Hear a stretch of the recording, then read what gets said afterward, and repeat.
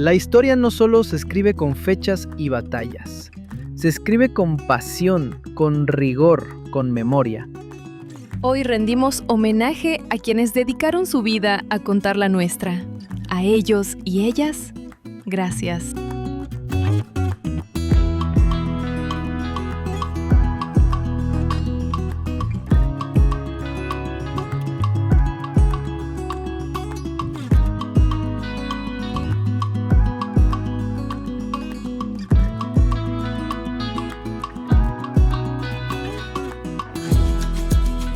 Yo tuve la oportunidad, por ejemplo, de escribir un pequeño artículo sobre Don Gunnar, por ejemplo, sobre el catálogo que se llamaba en su época Mano de Obra Minera. Y creo que justamente Marcela también la marcó, estuvo profundamente marcada por Don Gunnar, y luego todo lo que hizo sobre los cedularios, sobre todos los catálogos que ha hecho, muy, diríamos, en la línea que había trazado Don Gunnar, pero al mismo tiempo innovando, como decía Eugenia, porque se dio cuenta también de la importancia que tenía la difusión. Hubo una continuidad y también una innovación muy importante de su parte.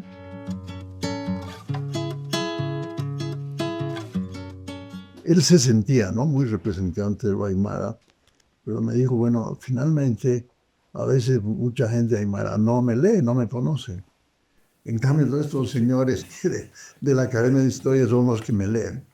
Así vimos que ahí nos unía una identidad que era la de la profesión, la de ser historiadores. Lo que él hizo es recopilar en el archivo toda la información que podía tener sobre los distintos participantes y partícipes de la Revolución del 16 de julio, mostrando que no eran una población de origen popular o gente de clase popular o indígena, sino más bien que eran criollos, ¿no? Entonces, que eran hacendados, que eran autoridades. Sin embargo, ha dejado una huella profunda en cuanto a su trabajo sobre Jesús de Machaca, de larga duración, ¿no?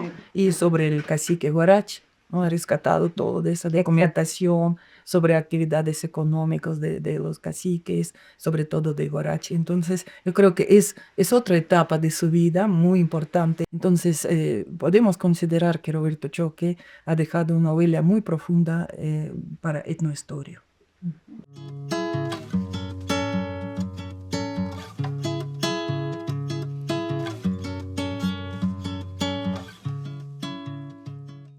bueno, terminamos la carrera y ella se fue a Francia y luego a Alemania y creo que estudió demografía en Francia y llegó a ligas mayores porque se fue como investigadora en el Max Planck, una beca en Berlín estaba, ¿no? El Max Planck. Y estudió temas complicados como los quipus, ¿no? Ella realmente era una investigadora de pura cepa y muy conocedora del mundo andino. Ella empezó como investigadora de los Cayaguayas, pero terminó siendo su gestora en muchos aspectos, ¿no? Y entre ellos, como ya han recordado, el nombramiento de Patrimonio Inmaterial de la Humanidad. Y eso la volvió la experta en preparar los expedientes para las declaratorias. Y luego ya fue funcionaria del Ministerio de Cultura y le dieron esta tarea, ¿no? Y entonces hizo a la cita y sobre todo lo de Gran Poder. Y ella falleció en plenos líos del 2019. Y su velorio fue por el cementerio y todo. No, En no, pleno bravo, lío, sí, no se nadie podía. pudo llegar casi a despedirla, ¿no? Era mama tacla de la comunidad de los Cayaguayas. Entonces, como que esas dos identidades en ella se veía, era una gran, gran trabajadora, incansable, ¿no? Conocía, pues uno de sus trabajos muy importantes es sobre Max Uli, ¿no? El arqueólogo del siglo XIX. Así que Carmen Beatriz podría dar mucho más y nos ha dejado ese legado, esa enseñanza y una gran tristeza, ¿no? Porque él se fue muy joven. Ana María Presta es uno de los referentes, indudablemente, en etnohistoria y en historia colonial temprana. Era una luz, una realmente muy cálida, muy cariñosa, y bueno, pero la obra que ha dejado es también un legado muy importante y ha dejado toda una escuela en la Argentina. Ella sí que para la historia colonial nuestra ha dejado un legado también importante. Es su libro Encomenderos de la Plata y es un libro más que para historia colonial. Y yo sé que ese es el fruto de su tesis doctoral. El hecho que la Academia de la Historia la haya recibido como parte, ¿no?, de nuestra academia muestra la valoración que se ha tenido de su obra, ¿no? Y esto hace reflexionar sobre el grupo de bolivianistas argentinos que son muy valiosos y que varios lastimosamente han fallecido un poco antes de tiempo, como Tandeter, la propia Ana María, ¿no? Pero es increíble que realmente cómo se está investigando en la Argentina, tanto en etnohistoria como también en historia del arte, ¿no?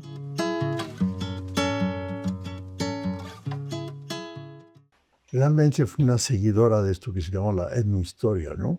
La más profunda. Y ha dejado todo esto de los llameros, de los carangas.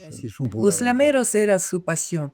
Y esa su pasión se reflejó en su libro Sariri, los llameros y construcción de la sociedad colonial. Y fíjense cómo ella escribe de ese tema de los pastores. Pastores están aquí, atraviesan de cuando en cuando las ciudades andinas, pero nosotros pasemos de largo como su presencia fue ajena. Entonces ella quiso demostrar que realmente si queremos estudiar historia colonial hay que estudiar sociedad de pastoras. A mí una de las cosas que me llamó la atención en Jimena es su forma tan cotidiana, tan sencilla de unir la historia y la casa.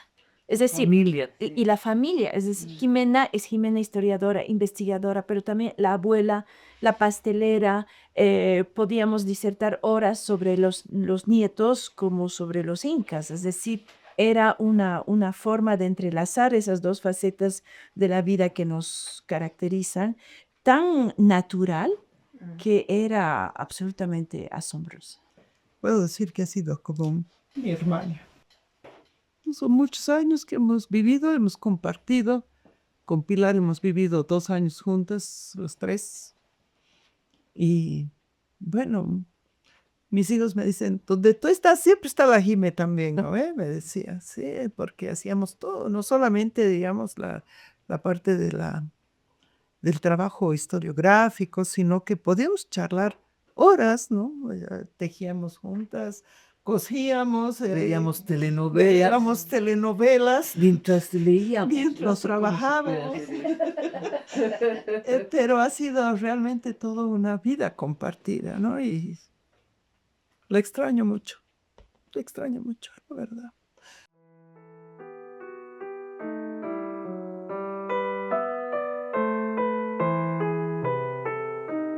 René fue mi profesor y acaba de salir este libro y nos dio de lectura en la casa. Y cayó de ahí y me quedé enamorada. Yo había dicho, nunca voy a hacer historia de la independencia, y leyendo este libro me enamoré de Titichoca, de todos los demás. Y que es lo que he seguido trabajando, o sea, que es René el que ha abierto todo esto y sobre todo para mi vida ha sido importante. Entonces hemos compartido el aula, hemos compartido congresos, hemos compartido, en ese entonces era de moda reunirse en guitarreadas, y como él era un buen guitarrista y también la esposa que tuvo en ese primer momento, él cantaba muchísimas canciones de protesta, sobre todo, y algunos guaños, ¿no? El sevillano. Juan Marchena, yo lo conocí ya desde mis tiempos de estudio del doctorado. Y él, bueno, alguien recordaba las polarizaciones que a veces en las carreras de historia en Europa. En Sevilla es bastante marcado, ¿no? Y Marchena representaba desde un principio esa línea, como dicen en España, más progre, ¿no?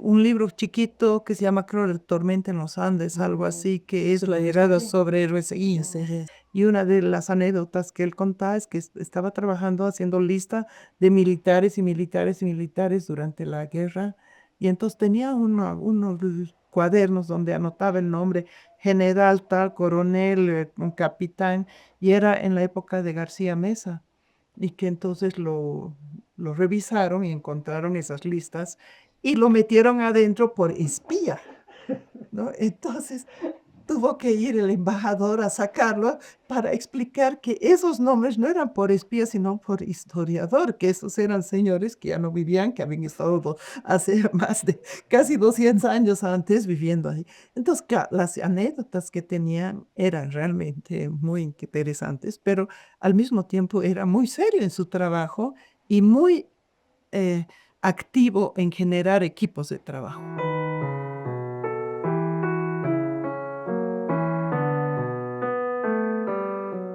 Clara publicó un libro que se llamaba Estructuras económicas de una sociedad colonial charcas en el siglo XVII. Era resultado de su tesis de maestría que él ha hecho en un curso de especialización en Turín. Y después él seguía con ese tema, escribiendo artículos sobre Compañía de Jesús, sobre la minería. Después ha hecho lo que ahora está de moda. El año pasado hemos publicado el libro sobre historia de Bolivia, este año también, de Herbert Klein, y en general ya había en esos libros. Entonces ella se animó a escribir un librito pequeño, manual, que se llamaba Biografía de Bolivia, un estudio de su historia. Además, habría que añadir que como era viajera por avión, también lo era por tierra, ¿no? Además manejaba ella. Entonces, esta ruta de la Plata la Aquí hizo está ese libro, me acuerdo. pueblo por pueblo, es decir, lugar por lugar. lugar por lugar, ¿no? Y el mapa, los mapas que tiene son preciosos. Tiene un mapa justamente ahí que tal vez lo puedes abrir. Marilú es el segundo, que tiene el color, el mapa. Se lo está publicando en la antología del mar. Con todos los lugares, las iglesias a lo largo de la ruta de la Plata, ¿no? Precioso. Imagínense caminar por las calles de Sucre, encontrarse con un gigante barbudo, colorado, con camisa a cuadras, con sus aretes de pirata así. ¿Y a dónde iba? Al archivo. Ese era William Lofstrom. que después de haber dedicado su vida a la diplomacia, él era diplomático en Estados Unidos, después de haber vivido en varios países, finalmente se jubila y decide volver a la ciudad de su esposa, Ana María Zamora, es decir, a Sucre. Su tesis de doctorado fue publicada rápidamente, primero en inglés, después en castellano, primero en Caracas, por cierto, después en Bolivia, sobre el mariscal Antonio José de Sucre. Y hasta el momento ese libro es de los años 70, de principios de los 70, hasta ahorita no ha sido igualado. Que si bien no es un libro muy grande, pero lo suficientemente contundente para mostrar cómo Bolivia ejerció soberanía sobre esa zona, inclusive desde los primeros meses, ¿no? del gobierno republicano. Claro. Sí. Ahora, su vida está relacionada con el archivo y él sufrió al final de su vida de dos grandes pérdidas. Fue perdiendo la vista, y eso para un historiador es dramático, y perdió a su esposa. En menos de 6 meses perdió la vista y a Ana María. Y eso fue un bajón terrible y a partir de entonces empezó a apagarse y me acuerdo que organizó su propia despedida en la Casa de la Libertad diciendo, esta es mi última intervención en público. Los quiero mucho, gracias, adiós.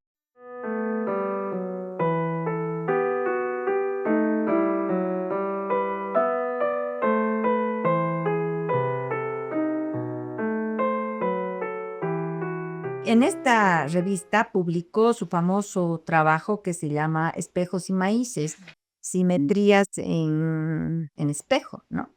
Que fue, digamos, creo que lo catapultó de alguna manera a la fama, porque ahí él mostró, y aquí hay unas imágenes que podemos ver, toda la estructura también segmentaria de los ayllus, ¿no? Hizo toda la cosa de los ayllus, el cabildo como mínima expresión, y luego iba siguiendo entre los distintos ayllus, y también ponía en aplicación lo que Murra había descubierto para el Imperio Inca en base a las fuentes escritas, y era todo el tema del acceso a los diferentes pisos ecológicos, ¿no? Él trajo esto de vincular historia y antropología muy fuertemente.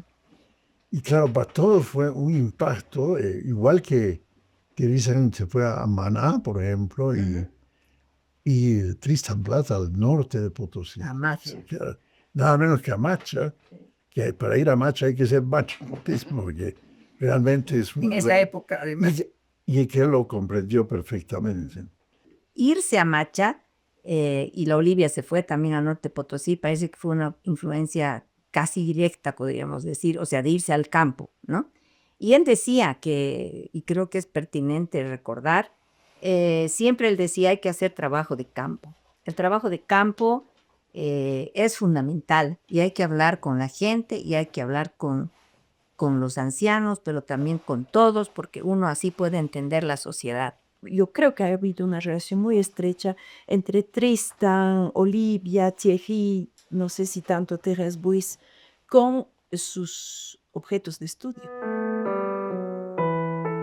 Además, ha combinado de una manera totalmente creativa toda la visión, diríamos, marxista más interesante, más contemporánea, la de E.P. Thompson, que a él yo creo que lo marcó tremendamente, porque se ve en varios de sus trabajos sobre la minería, esa visión de E.P. Thompson, del horario, de la disciplina. Entonces tiene una lectura muy, muy interesante. Bueno, yo quisiera hablar del Gustavo Rodríguez no como historiador económico, ¿no? Sino más social y de dos temas totalmente diferentes. Por un lado, el de Teo Ponte, que es uno de los libros más duros que he leído yo. Sé de gente que no ha podido terminar de leer, porque es una historia de la guerrilla de Teo Ponte y es un ejemplo de historia oral, que la hace muchísimo con entrevistas y se nota que eso le ha afectado. Y él mismo me ha dicho, ¿no? Después me ha dicho, no, ha sido muy duro para mí escribir ese libro. Pero en los últimos años sí trabajamos muy codo a codo, se puede decir, en la demanda marítima. Claro. Fue parte del equipo, pero más que de la parte investigativa, sino la parte crítica, ¿no? de ya llegar a cuál era la parte más importante, ¿no? Y esto lo llevó a su último gran trabajo de embajador en el Perú, ¿no?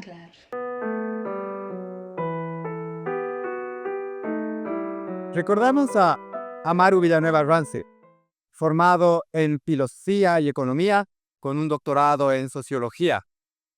Amaru fue uno de los gestores determinantes de la Biblioteca del Bicentenario de Bolivia. Amaru también destacó como cronista, como periodista y como investigador. Nos ha dejado un valioso legado de artículos para comprender a las clases medias en Bolivia. Lo recordamos, compartimos el cariño que teníamos por él y celebramos su vida. Su trabajo ha estado además vinculado a la gestión cultural, por un lado, pero también a los museos. Ella ha participado activamente en muchos museos, por ejemplo, en ese de Huaki, del ferrocarril, etcétera. Entonces siempre estaba con proyectos relacionados también a la museografía. Y en el propio Museo Nacional de Etnografía y Folclore ha trabajado en una muestra junto con Ramiro Molina Rivero, sobre todo el pasado de los ayllus en el periodo, digamos, prehispánico y colonial y hasta republicano. Entonces ella ha estado muy vinculada a la museografía también. Hay personajes que no solo vivieron la historia, sino que la contaron, la transformaron en palabra. En ellos, la memoria cobra voz propia y la literatura se convierte en testigo del tiempo. Con su mirada cruzamos el puente que une historia y literatura, dos formas de resistir al olvido, dos caminos para sembrar memoria. Yo fui alumno de Lucy. Mi generación no fuimos de viaje a recoger la tradición oral, a grabar, etcétera, pero sí trabajamos con un conjunto de textos. Bueno, era súper interesante por las maneras en las que te enseñaba a investigar, ¿no? Por una parte estaba recoger, ¿no?, relatos orales en viajes, pero también, por ejemplo, el año que yo estuve, ella prestaba muchísima atención a la ritualidad, nuevamente paseña, ¿no? Aquí Gaby Vallejo hizo una muy buena representación de qué se siente, ¿no?, estar en un proceso de investigación tan exhaustivo como lo ha hecho ella para Amalia, pero al mismo tiempo sentir esa conexión con todo lo que uno está investigando. Una de las novelas más importantes que ha sido llevada al cine ha sido Quisco de Opa, ¿no?, que está detrás de los hermanos Cartagena. Sí. ¿No? Entonces es toda esta historia que sale de la pluma de Gaby Vallejo. Es heredero igual de una manera de ver la paz, ¿no? Pero no en un sentido tan directo, ¿no? O sea, podríamos, vincular la paz que aparece en Periférica con, no sé, Jaime Sáenz, digamos, y seguramente hay muchos puntos de encuentro, pero de manera compleja. En la literatura del siglo XIX, por ejemplo, recoge algunas de las revistas. Para otras revistas hace solamente menciones, pero en algunas se detiene. Y eso es regio de esta historia que hace Adolfo Cass en su momento. Sé que como tenía estos afanes de historia de la literatura boliviana, cuando nosotros publicamos esta historia crítica, fue muy crítico con nosotros. Fue así, realmente era una visión, claro.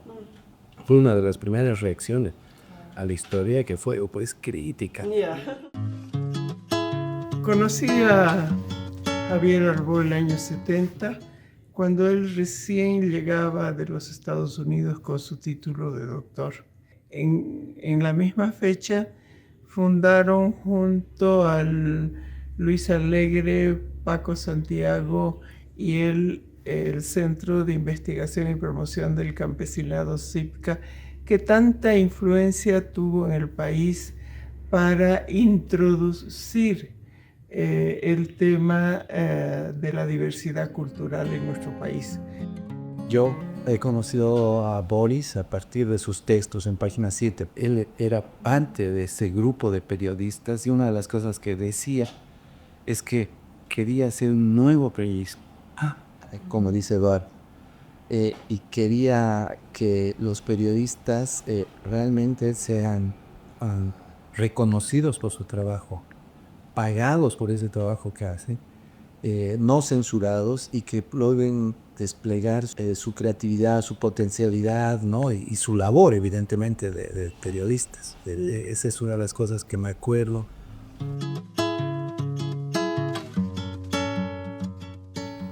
Claudio comenzó en su trabajo en el mundo de cine, en el mundo del cine, concretamente en el periodismo, crítica e investigación desde la radio, ¿no?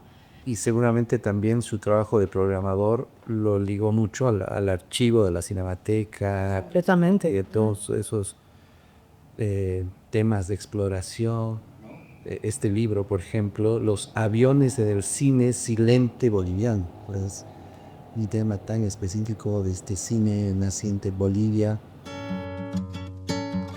Mario Castro es definitivamente una figura de la cultura, ¿no? Un pionero de la radiodifusión en Bolivia, la Radio Cristal, que empezó en los 70s, creo que fue un espacio clave para muchos artistas. Hay un mundo, un tejido sumamente grande, ¿no? Que está muy relacionado con el arte, y creo que eso también ha ayudado también para que pueda crecer la difusión y el análisis concreto sobre las artes que también estaban olvidadas, están olvidadas acá en Bolivia, ¿no? Sus voces siguen vivas, no solo en sus libros, sino en cada rincón de la memoria colectiva, en cada archivo que resguarda sus enseñanzas, en cada palabra que dejaron sembrada en nuestra historia. Esta no es una despedida, es un homenaje, un agradecimiento eterno a quienes con compromiso y valentía sembraron conciencia, verdad y memoria en Bolivia.